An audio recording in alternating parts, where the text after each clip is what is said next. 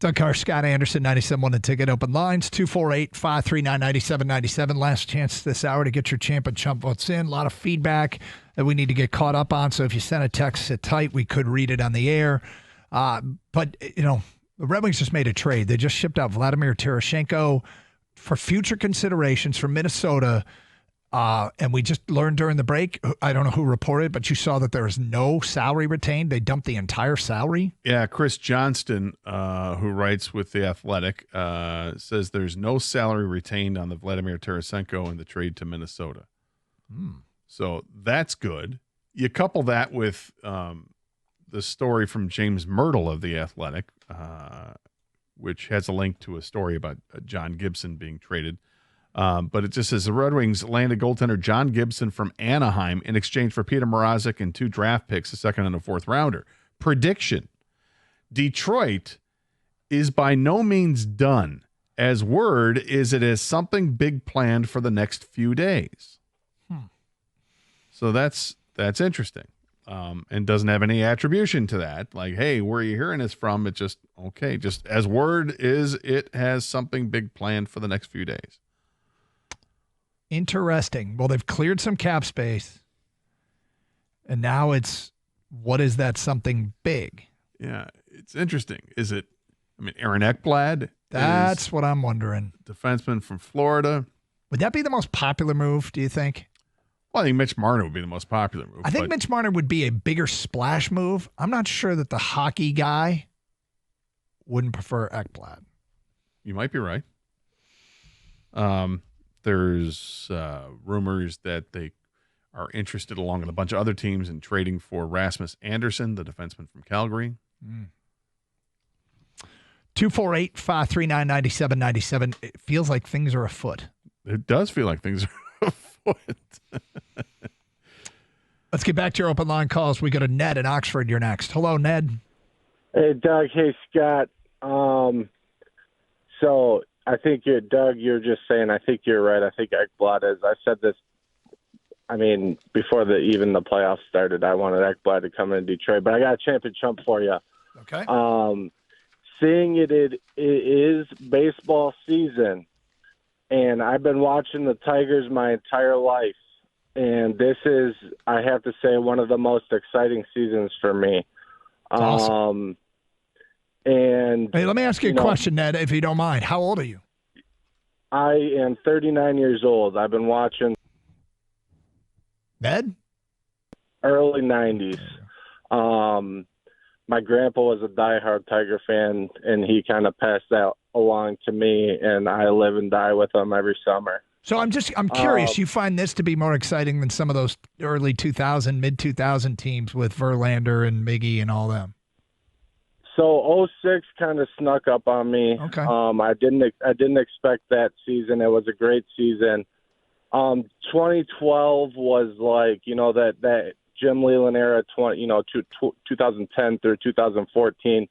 Those were all fun, but this team is something that I don't believe I've seen before, because it's all homegrown talent, and it's all something that I didn't have a ton of faith in prospects. And the last, 5 years with Avila and everything we've been through as Tigers fans, and, in the last, since 2014-15 when Leland left. Yep.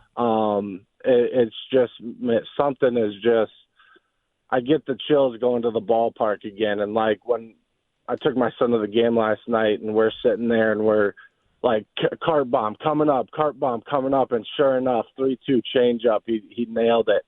And it's something about this team and the way they're assembled and the way they're playing. So my champ is going to be Skubal. The way this guy does, the way this guy approaches the game, and how professional he is and how he approaches every start is just baffling to me. And it seems like every time he pitches, he's setting some new franchise record, some new Major League Baseball record. Stuff you haven't heard of, like last night when he had the 7 strikeouts in a row. All right. Hey, Ned, we got to get to some others. So who's your chump real quick? Chump, Chris Ilitch. Open up the paybook. Open up your pocketbook, buddy. Pay the guy. Thank you for the phone call. Look, he's getting votes today. He didn't do anything this weekend necessarily. I think obviously Tiger fans want to see this version of Scuba locked up for a long time. Yeah. Whether it's Illich or Boris, I tend to think it's more when you retain Boris and you hire him to be your agent. I think Boris likes to steer his guys to the biggest of markets. And, Scuba has every right to get the most as he wants. I hope they can just get it done. Some people are mad at Illich. Others are mad at Boris. I hope Scuba loves it here so much and has so much success, and the next 2 years are nothing but great. And honestly, I don't expect to hear any news on this. I don't know how much I'm going to think about it between now and then. I'm not going to give there's too much. New news, we'll talk about it. Yeah, exactly. We certainly will, and if people want to address it, we'll talk about it. We'll drive ourselves crazy. Well, yeah, that's the thing. It's like, would it be great to hear 2 weeks from now that they locked them up on a 8-year deal? Yes, it would be great. Do I expect to hear it in the next 2 weeks? No. I mean, if you're operating as the owner of the team, do you want to do this now, or is it beneficial to wait to the end of the season? I mean, I suppose it's probably beneficial to do it now, because in theory you should be able to get it at a lower cost. But the problem is you're dealing with Scott Boras, and he's always going to get the highest price for his player.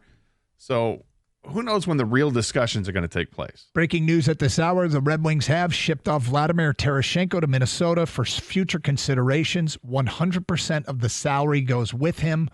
Wow. Feels like a war-chesting move. What could be next? Let's go to Adam in Gibraltar. You're on 97.1 The Ticket. Hi, Adam. Hey, guys. Good afternoon. How you doing? Good, thank you. Yeah, I think Yzerman was, it sounds weird, but it kind of seems like he was waiting to get that goalie before all these dominoes fell. Does it not? I feel like we're witnessing him trading for Gibson. You're going to start seeing him make moves now that we've been expecting him to make for the past few years, which there's no excuse, but it just feels that way. And that move with Tarasenko easily puts him in line to get a top 6 forward, retain Kane, and get another top 4 D-man. But they got to move on from Hull. And then you're thinking about moving some big pieces there. But that's a big move. That's a big silent move from Yzerman right there. Feels like it. It feels like it's the first step in something that could send some shockwaves here. Yeah, I think it's one of the obvious needs in this team is to add another defenseman, get a top 4 defenseman, and there are certainly top 4 defensemen available in the free agent market that don't cost you draft picks or anything else. Aaron Ekblad, as we mentioned, is one of the big ones, and you've got Gavrikov from the Kings or Provorov from Columbus. Those are 2 others. I mean, yeah, it sounds like he's getting ready to make a big move. It's just what? I think his first move is going to be Ekblad because that's the D-man I would go for. But if you can't get him, Gavrikov is my second option, like you said, Gator. But it sounds like he's getting ready to make a big, big move. It almost sounds like maybe a Marner kind of type thing, which I don't think he's coming here. No way. But well, it sounds like he's going to try something big. The end of the week, or I don't know, it was on Saturday when it was that news was breaking that, hey, could see a sign and trade with Toronto and Vegas for Mitch Marner. And then yesterday it took a different turn and said that Toronto, the reports were that Toronto is investigating whether or not there was tampering with Vegas and Mitch Marner. So don't know if that's going to fall apart. If that falls apart with Vegas, then certainly you'd want the Red Wings to be involved because Mitch Marner is the top free agent in the market. He's budding superstar in the league. I mean, he had 100 points, over 100 points last year. He's a fantastic player. But that's not all the Red Wings need. They need plenty. And if they don't land Mitch Marner, getting Aaron Ekblad and other players is just fine. Mm-hmm. You know, there are other players, whether they're free agents or players you can get in trade, that would absolutely help this team. Yeah. I can't wait to see what's next. TikTok. I mean, free agency starts tomorrow at noon. They've freed up space. Yep. There shouldn't be long. It's funny because he said over the weekend, I don't envision buying people out, and I think people melted down. Now maybe we know why. Yeah, why buy them out if I can just ship them out? Yep. because this way you get rid of all of the salary. Yeah. That's a savvy move. Mm-hmm. And I remember months ago, and there were the rumors of, hey, maybe they're going to trade Tarasenko at the deadline. I'm like, who's going to get him? Who wants him? Yeah. Because he hadn't done anything with the Red Wings. Clearly on the downside of his career. But change of scenery sometimes helps guy. Like it. I like what they've done here. And you know what? I mean, it doesn't, let's be clear here. Just because we like a one move from Steve Yzerman doesn't mean he's out of the woods. Everything's all good. Don't misinterpret this, but this feels like a good potential move. Now, back to back. Joe Dumars moved on from salary and walked away with Ben Gordon and Charlie Villanueva. Yeah.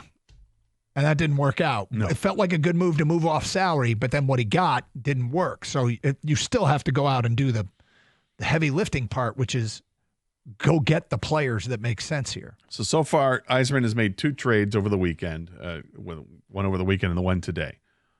One was to upgrade the goaltending position, getting John Gibson. Check. Where now you're taking on an additional $2.5 million in salary. And then today's move of sending off Vladimir Tarasenko for future considerations where you don't retain any salary.